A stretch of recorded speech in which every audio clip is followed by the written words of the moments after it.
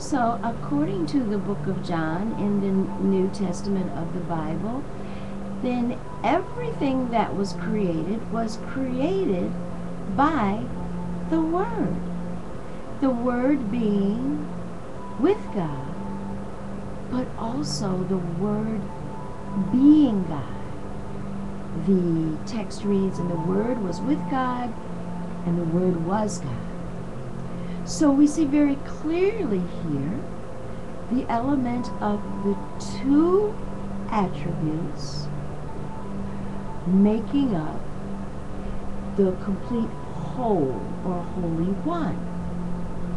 And these, that Word being equated to sound or energy or spirit, the matriarchal element of the goddess, who then feeds God, the light or consciousness, carried over into the Christian concept. So there's nothing really new under the sun. In our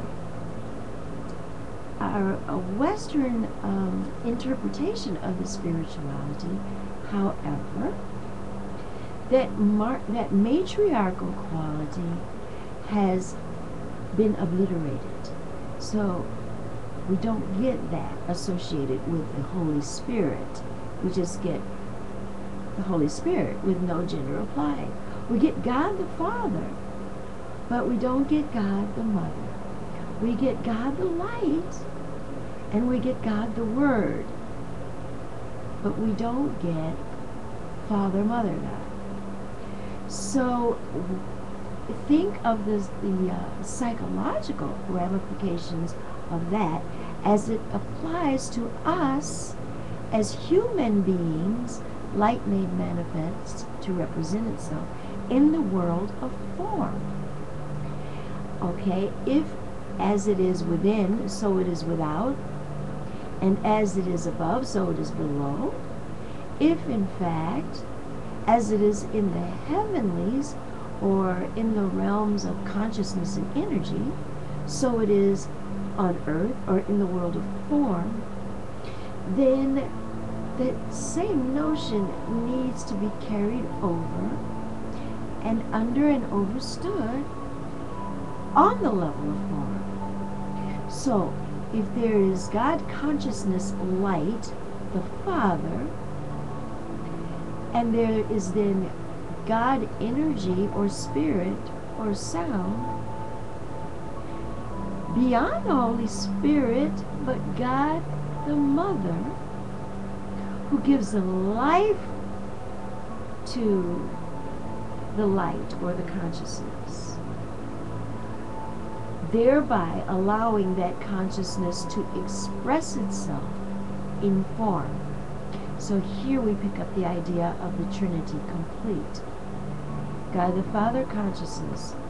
God the Spirit or energy, the Word, God the Mother, Goddess, come together. And when they come together in their initial divine dance of tantric love, what is produced is the world of form, the sun.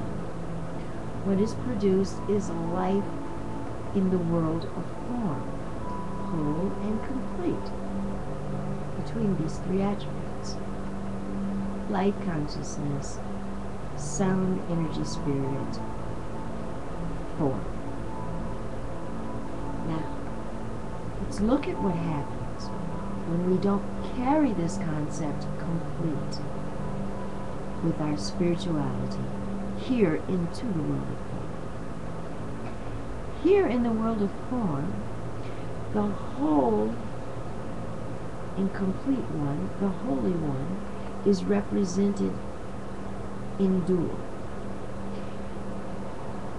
The male and the female genders are split in order to work together to play out the same divine scheme, but to be done in the world of form, as they are split physically so that they can come together.